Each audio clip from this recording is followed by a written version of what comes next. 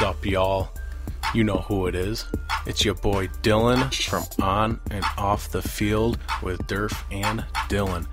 So I'm just coming to let you know, on the RTF Sports Network, this show will now be live from 7:30 to 8:30 p.m. Eastern Standard Time on Thursdays.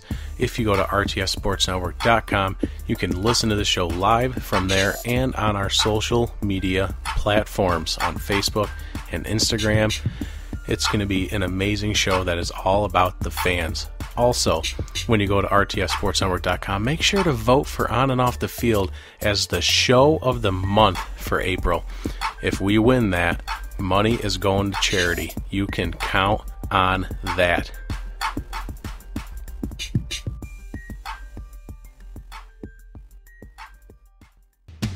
What's going on, everybody? Whether you're practicing social distancing of 6 feet up to 6 miles, you can still party with On and Off the Field, where you can listen to the best NFL and charity-based podcasts out there on the RTF Sports Network. You can follow them on Facebook or go to rtfsportsnetwork.com and check out the show Thursdays from 4 to 5 p.m. Eastern Standard Time. Coming up next, right here on the RTFSportsNetwork.com radio network, is Monte and the Pharaoh, your place for Long Island's wrestling podcast. Stay tuned. Nice days can come with a hidden cost. Seasonal allergies. So the Weather Channel built an allergy forecast using IBM Watson. It draws insights from local weather data, predicting allergy risk up to 15 days out. Now you can stay informed and enjoy nice days for what they are.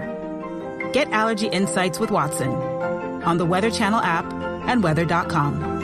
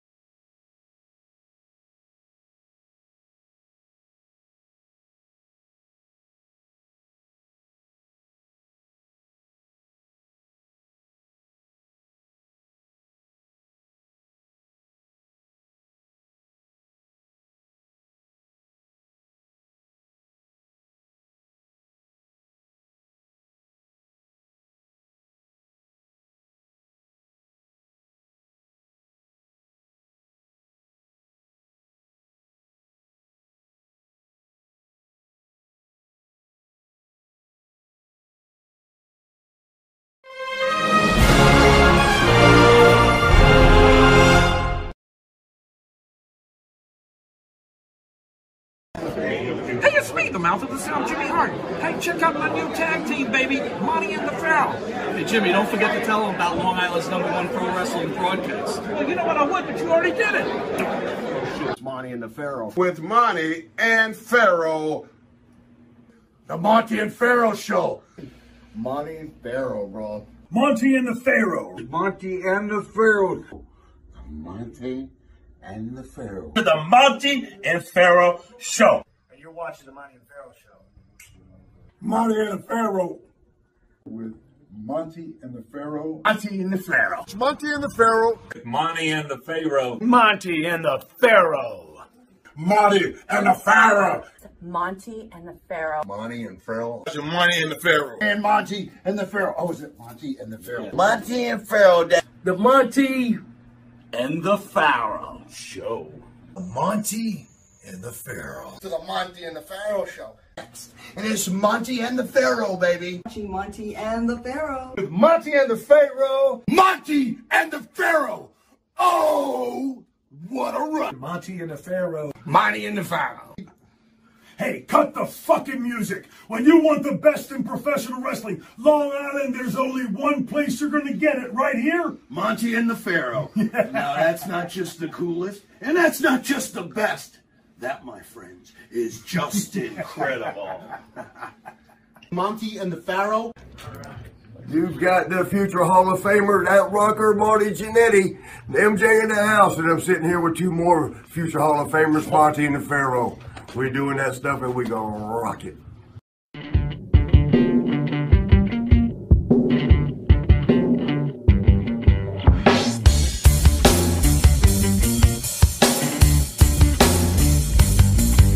Straight to the top. We're living this life, not just dreaming it, we're doing it for real. Straight to the top. Working hard every day just to live a better way.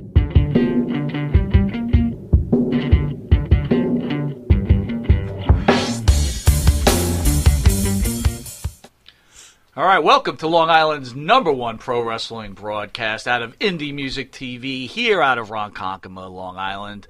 At the board is our super producer, Matt. Hello. You know they can't hear him on the mic, right? Full of energy. And by the way, if people didn't know, this is the Monty and the Pharaoh Show. By the way. To the right is the star of the show, Jimmy Farrow. Jimmy, how are you, bud? Very good, partner. Back again for another faberific week. Yeah, you sound really chipper today, man. I'm juiced. I've had a lot of good fucking wine this afternoon. What time did you sleep till today? Sleep? What's that? I don't sleep. No sleep for the weary? I have more cats than you have. What? Bro, so much shit going on in the world right now, man. Yeah. People not making money, but guess what? What? Baseball's back July 24th. What are you thinking? Watch this. You ready? Yeah. Here we go. Yay. Look, I miss baseball. I do. I would love to see baseball games, but I got to admit, I'm very weirded out by the prospect of them playing in front of an empty stadium. We've already been weirded out. Wrestling gave us the first heads up that things would be different when it came to professional entertainment nowadays, post-corona, or we can't even say post-corona because it's still going on. But it's going to be very bizarre to watch a baseball game with nobody in the crowd. I guess I'll have a fuller opinion of it when it happens. Well, all I keep thinking about are the Yankees, right? It's a 60-game season. They usually start like shit, even though they got a great team. Right. So we'll be out of it before we even get a chance to win. We'll be like 0-10 No, we won't. with 50 games to go. No, I have enough faith in Aaron Boone to keep them focused. I don't think that they'll go into too big of a tailspin. We have lost Domingo Germán for the season. I do know that. He's not going to be available. Is Judge ready to play? I'm not sure about Judge, but you know what? The next hiccup could be the next surgery for Judge. Who gives a shit? They're all money hungry anyway. Yeah, well, Fuck you've 'em all. always got that problem. Anyway, the Monty and the Pharaoh Show would like to thank the band that sings the theme song for Monty and the Pharaoh, Aqua Cherry. The theme song is Straight to the Top. You could also catch their other songs, Yes, Yes, Forever, and Seasons. Aqua Cherry's music can be found on Spotify, iTunes, Reverb Nation, or where music is sold. Also, who sings the outro song is the band from Long Island, Wisteria Hall. That sounds familiar. With the lead vocals of our own Jimmy Farrow, along with his partner Bart Griggs. Sounds familiar. Wisteria Hall sings such great songs as In My Dreams, This Life, Not Far Behind, Here Comes the Rain. And you can find their music on Spotify, iTunes, and Reverb Nation. You know, nice. We all know we have Tito Santana in studio, Yeah. but, dude, you're more of a star than Tito, I think, at this point. That's absolutely absurd. You're on Yeah, Long but Island's else to #1 say pro ridiculous, wrestling this is broadcast. ridiculous. You're a lead singer. Yeah, but I can't do it back body drop. Hold on. What? Monty Nefaro could be seen on YouTube, Facebook Live on the Monty Nefaro homepage, iHeartRadio, Spotify, Anchor, Twitch TV on the Monty and Nefaro page, RTF Sports Network every Friday from 6 p.m. to 7 p.m. On the drive. Their drive time show. Yeah. And if you get bored of that, you can catch us on Monday on RTF Sports Network at 10 a.m. to 11. Oh, another day. Hold on. Wow. I'm not done. What do you mean? Channel 115 every Tuesday from 8:30 to 9 p.m. Okay. And for the early risers, 6 a.m. to 6:30. You'll be catching Tito on the upcoming show. I still get the show.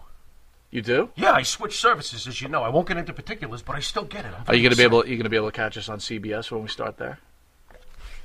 That would be a big resounding fuck yeah. All right, good. Yeah, Because I don't want to hear you screaming at me. What? Oh yeah, that would be like me. I slept through the whole thing. Jimmy and I would like to take a moment to show respect for the people who have lost their lives and the people who are in the front lines during this time.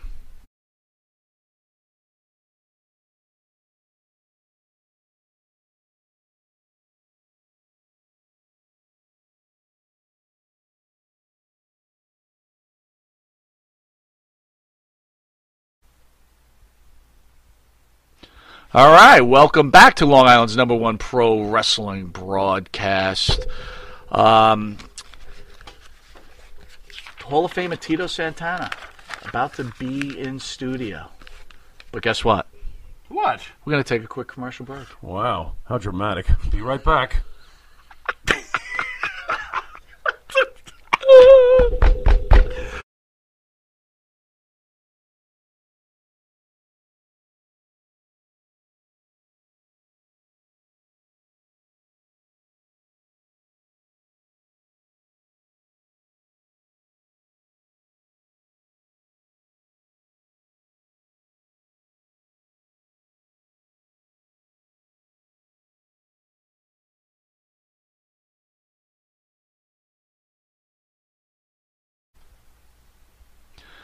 All right, welcome back to Long Island's #1 pro wrestling broadcast, and I would like to welcome aboard Hall of Famer, superstar, Mr. Tito Santana. Tito, how are you, buddy? I'm doing good, man. You guys have made me feel so good. When I got invited, I thought I was going back to the old dumpster place that you guys had. You know, I said, man, these guys have no respect for wrestlers. And now that I'm in this new studio, God, I feel like I'm somebody now. You know, coming from a Hall of Famer, coming to this broadcast studio, I totally understand what you're saying. But I don't know if the place was a dumpster. It was close, but whatever. It was close.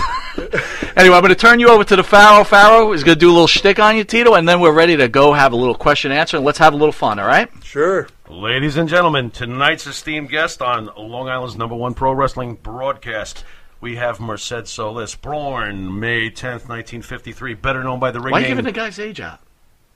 I gave the birth date. For those of you who know how to add, figure it out for yourselves. Anyway. Jeez. He's known as Tito Santana, and if your name's Jesse Ventura, it's Chico Santana, but that's a whole nother story. Nice job, Jesse. Hey, two-time WWF Intercontinental Champion, twice held the WWF Tag Team Champion, 1989 King of the Ring, a tournament winner.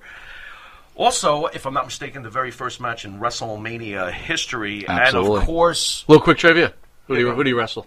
Oh, what do you mean? Playboy Buddy Rose under a mask. What's your problem? The Executioner. No, Playboy Buddy Rose under a mask. Unfair. Yeah, he's nodding. Would you let me finish the shtick? All right, sorry. Anyway, I think the shtick is finished basically with the bottom line is that this is the WWE Hall of Fame class of 2004. Ladies and gentlemen, our junior high and high school worst nightmare, the great Tito Santana. All right, baby, all right. Yes! Yes! We should explain real quick to the audience at home why the great Tito Santana is our junior high school worst nightmare. Go have at it. Go have You want me to have at it? Have at it. Well, once upon a time, I was on the bus stop and I was talking pro wrestling, and he comes over and starts making fun of me. What is that crap you're watching? I get him into wrestling. He decides, why do you root for the good guys? He gets me into the bad guys. Okay, fine. Valentine for me, Morocco for you. Fantastic. Well, here comes Pedro Morales. Now, we didn't realize during the 70s how great Pedro was. Pedro returns during the 80s and tortures us by torturing our guys and keeping the Intercontinental belt, yada, yada, yada. We finally get past Pedro. We take a big wrestling, nerdy sigh of relief. And along comes Tito to torture us with Valentine and Morocco. Yes, so that's the story, folks.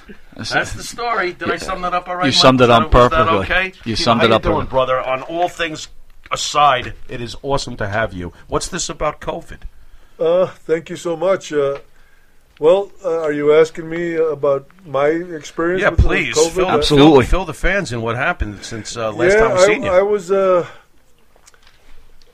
teaching from home. I had just, we had, because I'm a middle school teacher, and we had just left the school setting, and we were doing virtual teaching at home. And about the second week at home, I just started feeling really weak and having all kinds of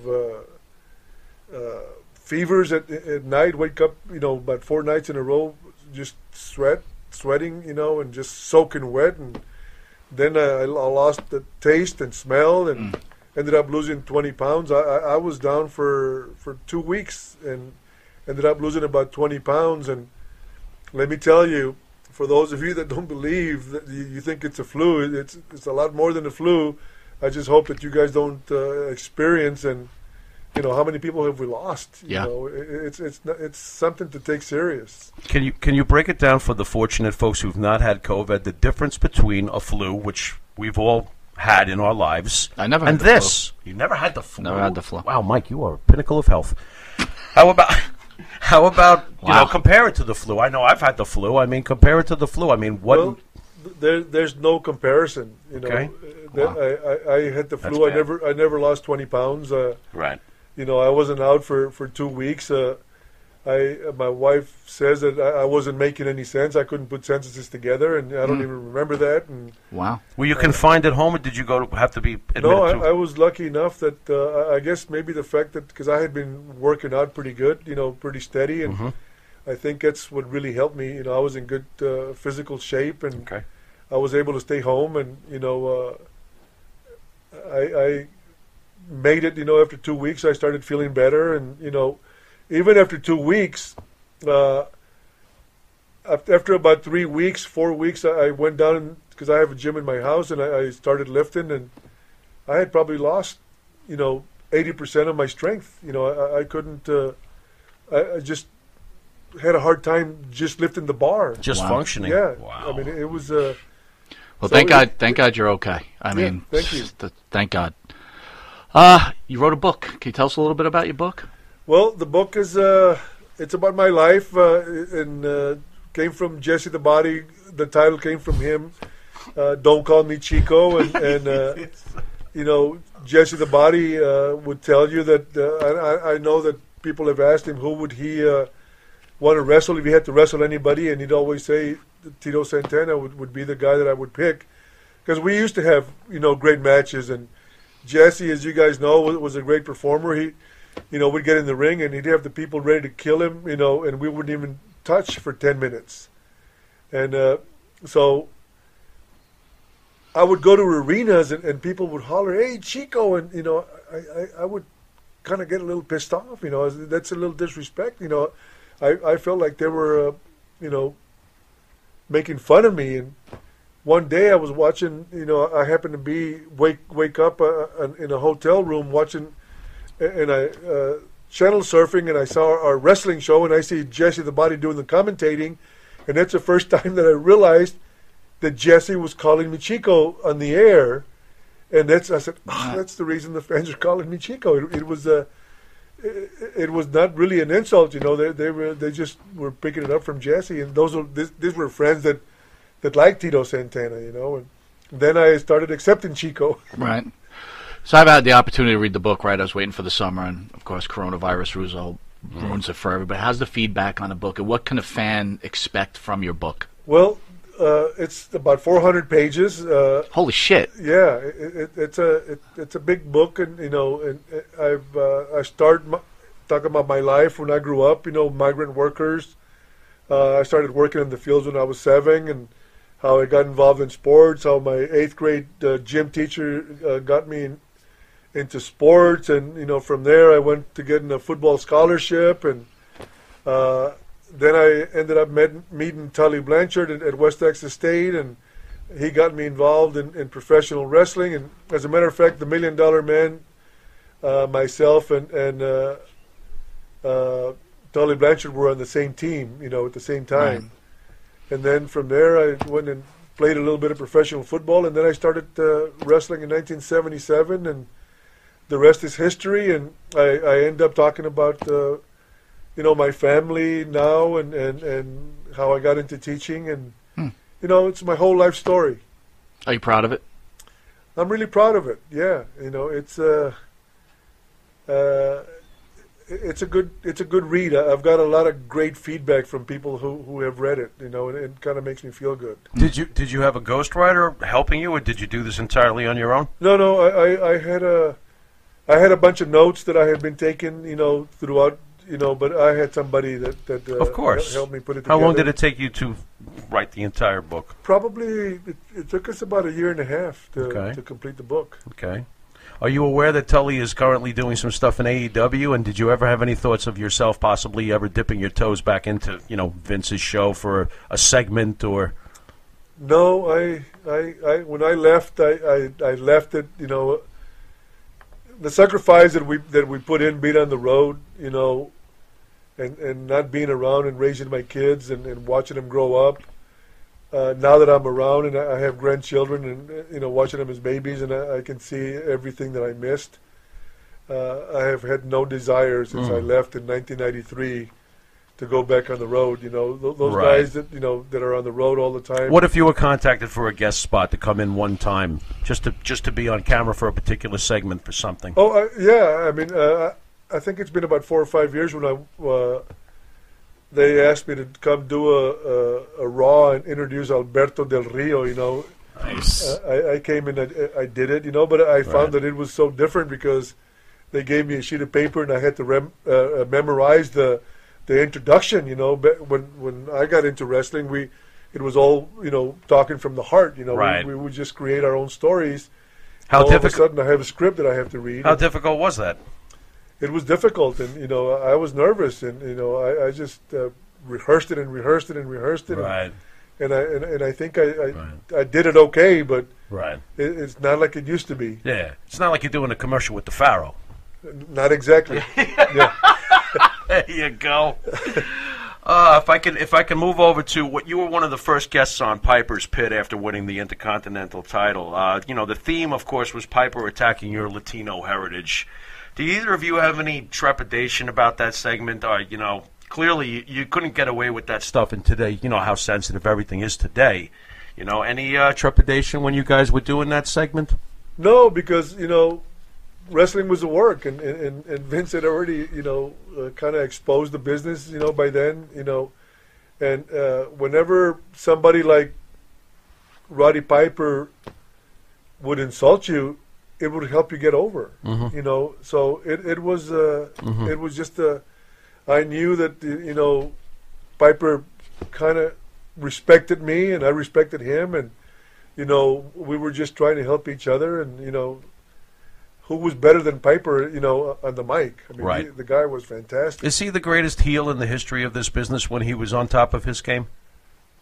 If not the greatest, I would say he was one of the greatest. I mean, here's a guy that's not as big as I was, and wrestled everybody much bigger than him, and you didn't see him get beat too much, and he wouldn't go down to, you wouldn't knock him down, on the mat, very often, so, and who worked the fans better than Roddy Piper? Roddy Piper legitimately tough behind the scenes in real life?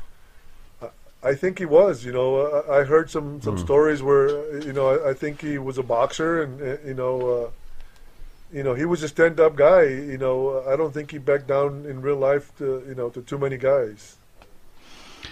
I know you don't watch wrestling, but in the last 2 weeks, a lot of pro wrestlers are getting called out for sexual harassment. There's a lot of stuff going on. There's a guy, gentleman Jack Gallagher.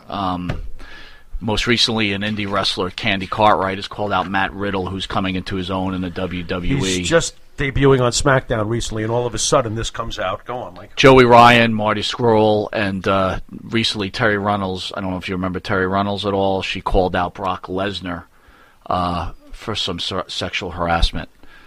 Has the industry always been like this, Tino? Is it always been this male-dominated sexual harassment type of industry, or things have just changed?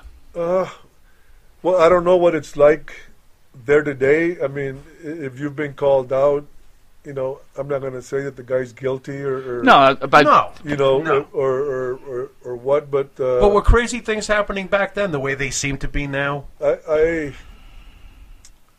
It was pretty wild back then too. It was pretty wild, but I don't know that the wrestlers disrespected women. Okay. Especially the women wrestlers that were traveling with the guys. We had a lot of respect for them. Mm-hmm. So you say maybe the old school wrestlers had respect for the industry and had respect for their partners, where it may be different now, where this respect isn't the same. Or is it just more magnified now because of social media, that every last stone becomes unturned? Is it that? I think that's it. Just like everything is going on right now, they catch it on video. You can't talk your way out of it. It's a different world. Tito Santana, fortunate, smart, or both to avoid the pitfalls that this business obviously carries, whether it's drugs, whether it's women, whether it's whatever it may be? Fortunate, smart, or a combination of both that you were able to steer clear all those years? Well, I think I was very fortunate, and coming from a divorced family, my parents got divorced, I never wanted my family to go through what I went through as a kid, and coming from a migrant worker working on the fields for $1 an hour, I saw how hard it was to make a buck, and then when I started making some good money, and I'd see some of the guys just blowing money on the road, and I used to think to myself, God, they're spending $100. Well, you have to pay taxes on that $100, so it's going to cost you another $30. And a lot of the guys, as you guys know, a lot of the guys, are hurting. They are having a hard time making ends meet now.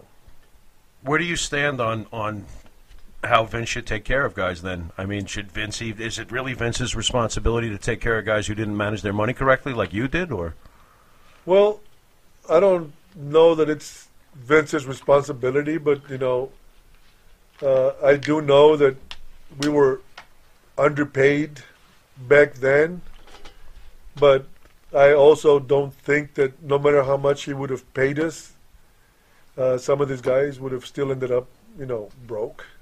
I think if he would have paid me more, I think I'd be a little bit better off, myself, because I wasn't blowing my money and throwing it away. But I don't think, it would have been nice if we would have had a union, for something to fall back on. But would you have had the guts if it had been brought to you?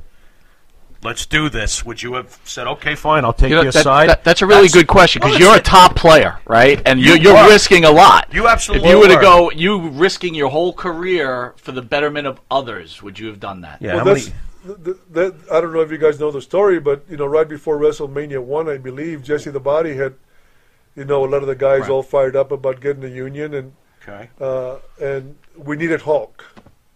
And everybody was all gung ho. We were all in. We were all gonna, we were all in. If we could have done it then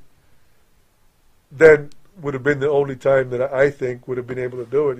Before WrestleMania 1, and all of a sudden, they said, well, Hulk's not in. So without Hulk, You might have bankrupted McMahon, though, if you would have did that, too. You could have finished him. Who knows? Yeah. I mean, who knows what would have happened? He put everything on the line for WrestleMania 1. That would have been a definite problem. Yeah. That would have been a problem. Tito, there's a lot of things going on, obviously, nowadays with behind the scenes, and everybody's peeling behind the curtain, and you've got the show, you know, Wrestling from the Dark Side. They've been doing a lot of specials. One of the uncomfortable episodes, of course, but tragic, was surrounding Nancy Argentina. I believe at the time you were Intercontinental Champ when this awful thing happened with Nancy Argentina. Did you hear anything about it at the time that you can disclose for us, or your personal feelings on how bizarre this must have been?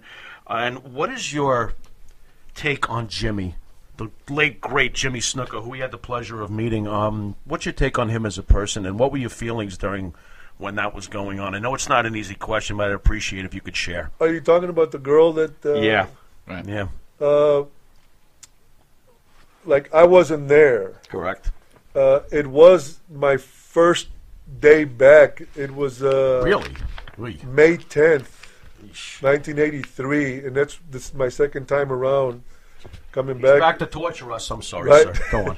And I did my first TV taping on May 10th because it's not hard to forget. You know, it's hard to forget because it was my birthday. Oh. So I wake up in the morning on May 11th, and then I heard that this girl had died. You know, but nobody was saying anything. So right. You know, it was like nobody would talk about it. So how am I going to judge Jimmy right. if you know I never asked him? I mean, but did you know Jimmy well? No. Okay, so no. I could also tell Tito as a person wouldn't exactly go around the bar fishing. You know what I mean? I hear you. I'd be like, yo. I hear you. But, you know, you always hear that story like, oh, he was the sweetest guy. I can't imagine that he could ever do anything like that. He was sweet. But then again, if you didn't know him, you didn't know him, right? Right. I mean, it's not like I was hanging around with Jimmy and, you know, I know that before he died that they were going to try to, you know, reopen that case and, you know, and then they couldn't bring him back because he was really ill at the time. It never would have happened. We met Jimmy right when that was happening. He was not capable of taking the stand. Right. There's no way. No way.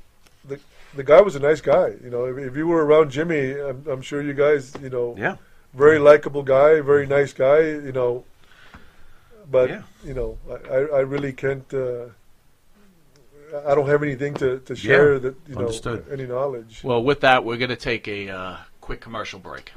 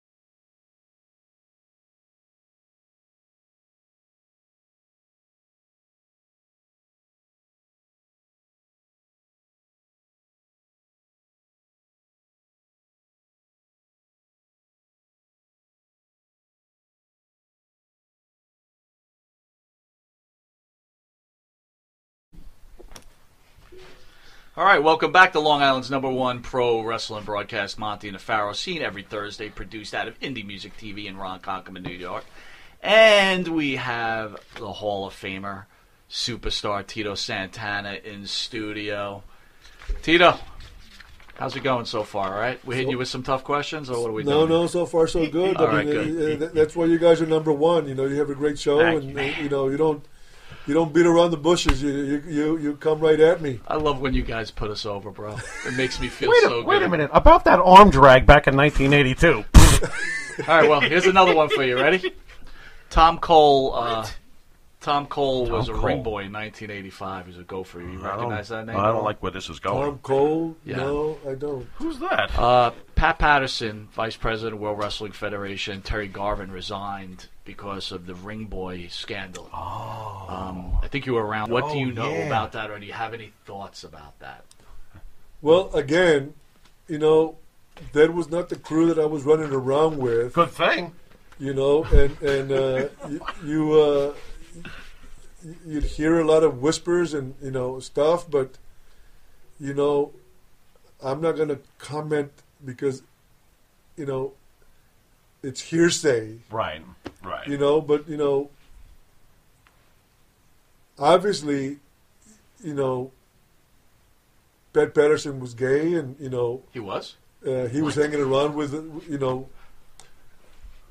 all the boys loved him. He was a great guy. He was one of the boys. It's not like there was anything in the locker rooms where But can I ask you that question, right? So obviously, every guy that comes in here says what a brilliant guy he was, what a great guy he was. No doubt. But then you hear all this other side stuff, right? Piper had an issue with him, from what I understand. Again, hearsay, not saying it's factual. Is it? You're a pretty stand-up guy. You're a stand-up guy. Absolutely. At some point, do you have like a push and pull with yourself? Like, hey, I like the guy, but Did you ever wonder? Let me put it this way: did you ever wonder what the basic everyday wrestling fan wonders when it comes to Pat Patterson rumors? Where there's smoke, is there fire? Because there's so many rumors about the things that Pat's done behind the scenes, and they're all very uncomfortable. Any thoughts on any of that with Pat, or? No. I mean, God, I like. You're just fortunate enough to not have seen stuff. Right. Obviously, I didn't hang around with Pat, and and maybe because I was such a straight guy that a lot of the shit that was going on wasn't shared with me. I mean. Well, fortunately, you were never approached. No, I do know that Jimmy, God, what's his name? Tag team partner. Jimmy Powers. Jimmy Powers. I know he told me that he was approached, but he really didn't get into details even. Well, again, I don't think there's anything wrong with a person being approached, right? They're attracted to him. They say, "Hey, I would like that." There's nothing wrong with that, right? It's when you take advantage or force something, which supposedly happened in this ring boy situation where people were afraid for their jobs and they were told to do. Again, hearsay, not saying it's factual. I mean, you're a good-looking guy. You're still a good-looking guy. You must have been hit on a regular basis, right? Not by Pat Patterson. Oh my God! Or Tito. No. Holy moly! All right. Do you consider yourself fortunate, smart, or both in that case? Oh, sorry. Anyway, all of the above. Yeah. Thoughts on Pat Patterson as a wrestler, just from the nerdy end. Well, I mean, he was a great worker. Yeah. That's why. I mean, and he would. They would. I would just hear, and they would joke. Just don't let him go behind you. So if you work with Patterson, don't let him go behind you. But if you wrestle Pat Patterson, I mean, I think he was one of the key guys that helped Bob Backlund, learn how to work it, a little bit. So I'm going to throw this at you then, since we're going that way. You've been in many wrestling organizations. Oh yeah. You've always been a top guy. Oh yeah. There's money when you're a top guy. Oh yeah. Not asking names, man, woman, or beast. Were you ever approached saying, "Hey, if you want a serious push in any federation, don't have to name it. I'm asking you to give me some kind of something." No. Thank God. I was never approached. I mean, I know I wasn't a wrestling fan. I started in 1977 in Tampa, Florida. Jim Barnett who also happened to be gay, owned Georgia also, and he brought me into Georgia. But were these guys openly gay, or was it kind of closeted gay at that point? I think it was closet. I never saw. Because it had to be tough in a man's industry like Absolutely. this to even Right. come out of the closet. Everybody knew that that they were gay, but nobody I don't know. I don't know if you're saying some very interesting stuff, though. We know what's going on in today's society, right? Right. And you're talking about older school, right? From what I'm getting, treated women with respect as teammates, treated people who had different sexual tendencies with respect. Something to be said. You're making some really clear statements here, or maybe the downfall of what's happening in society right now. Maybe. I mean, it is a different world, I guess. It's without a doubt. Do you enjoy social media? Because you use it very well, and you by the way, you use social media with class and dignity. But do you enjoy the tool of social media? Has it helped your career as far as continuing to remain in the eyes of the fans publicly? I think it has helped. I'm not very computer savvy, tech savvy, but I've learned. I got into Twitter, and before you know it, somebody hacked into my account, and all of a sudden there's all kinds of porn stuff in my account, and I ended up dropping it. I didn't know how to drop it.